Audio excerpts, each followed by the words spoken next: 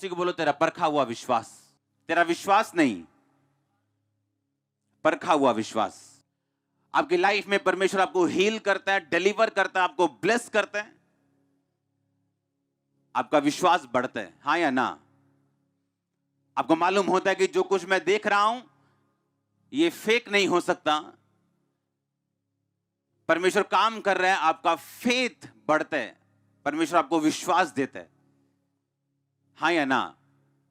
परमेश्वर आपको अगले लेवल पे लेके जाने के लिए, आज आपने हीलिंग ली परमेश्वर से, डिलीवरेंस ली, बरकत ली, ब्लेसिंग ली, लेकिन ये परमेश्वर का लास्ट प्लान नहीं है, ये उसका मास्टर प्लान नहीं है, ये उसके मास्टर प्लान की स्टार्टिंग है, ये उसकी शुरुआत है, उसका अंत नहीं है।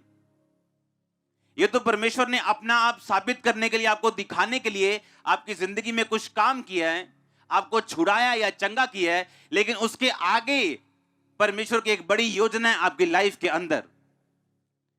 और बाइबल कहती है परखा हुआ विश्वास, जब आपके विश्वास की परख होती, आपको परखा जाता है, आपकी हीलिंग को रोककर, आपकी ब्लेसिंग को रोककर, आपको तरह तरह की मुश्किलों से निकालकर, तरह तरह की विल्डरनेस से यानी जंगल के माहौल से, जहां आप अकेले हैं, अलग अलग तरह की सिचुएशन से जब परमेश्वर आपको निकालता है और आप फिर भी परमेश्वर में खड़े रहते हैं, क्योंकि पास्ट में, पिछले जीवन में आपने परमेश्वर के भलेपन को देखा हुआ है, आप जानते हैं कि यीशु मसीह जीवित परमेश्वर है।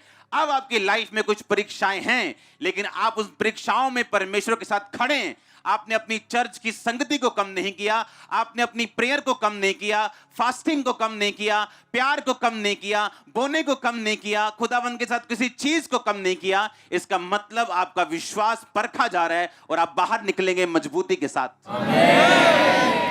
परखा हुआ विश्वास। आज इस चर्च में बिगेस्ट टेस्टिमनी किसी की है, कोई कैंसर की, कोई 20 साल बाद बेबी के साथ ब्लेस होके वापस आया, लेकिन ये परमेश्वर का मास्टर प्लान का हिस्सा है, ये उसकी एक स्टार्टिंग है, ये उसकी एक शुरुआत है। परमेश्वर चाहता है आज आप अपने विश्वास को जब परखा जाए, तुम्हारा परखा हुआ विश्वास, टेस्टेड फेथ, जो आपका टेस्ट हुआ हो, फेथ आपके विश्वास का टेस्ट हुआ हो, जब आपको मालूम हो कि आपके पड़ोसी चंगे हो चुके हैं लेकिन आप अभी भी उस लाइन में खड़े हैं, इसका मतलब परमेश्वर का एक हैवी प्लान आपकी लाइफ के ऊपर है। याद रखो, वो फायर के साथ कहता है टेस्ट होता है विश्वास, जलन आग के साथ विश्वास को परखा जाता है लिखा। वो अग्नि रूपी परीक्षाएं,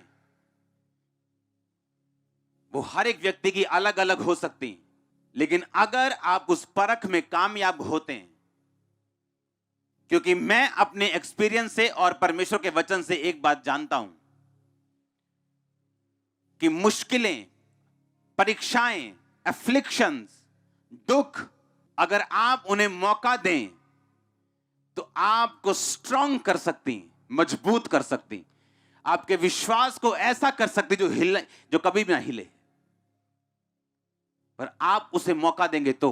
पूरी बाइबल आप निकाल के देख लो, जब कभी भी परमेश्वर ने किसी खास व्यक्ति को बनाया है, चाहे वो एक लाडले बच्चे से प्रधानमंत्री की कुर्सी तक लेके जाना हो, भेड़ बकरियों को चराने वाला एक आम सा लड़का उसे राजा बनाना हो, हमेशा परमेश्वर ने लोगों को उनकी मुसीबतों के वक्त तैयार किया है, उनकी ब्लेसिंग के टाइम पे नहीं।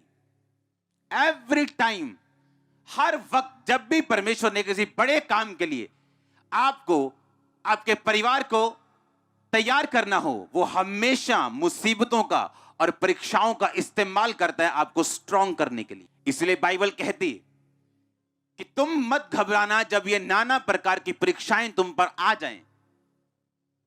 ये परीक्षाएं तुम में धीरज पैदा करेंगी, तुम्हें सिद्ध और सिथर करेंगी, किसी बात की घटी तुम में ना होगी अगर तुम इन परीक्षाओं में परमेश्वर के साथ खड़े रहोगे तो। अगर परीक्षाओं में खड़े नहीं रहोगे, भाग जाओगे, तो इसमें परमेश्वर का कोई नुकसान नहीं। हालेलुया। अगर आप ऊपर देखते जाएंगे कि खुदा कुछ करे तो खुदा नीचे देखेगा आपकी तरफ कि आप कुछ करें। विश्वास में परख के साथ निकलना, स्ट्रांगली बोना, स्ट्रांगली आप मजबूत क्रिश्चियन हैं। फिर आपकी नींव को हिलाया नहीं जा सकता। फिर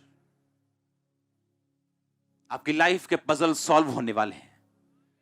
आमीन। छोटा है, मैंने कहा आपकी लाइफ के पजल सॉल्व होने वाले हैं। अपने हाथों को उठाओ।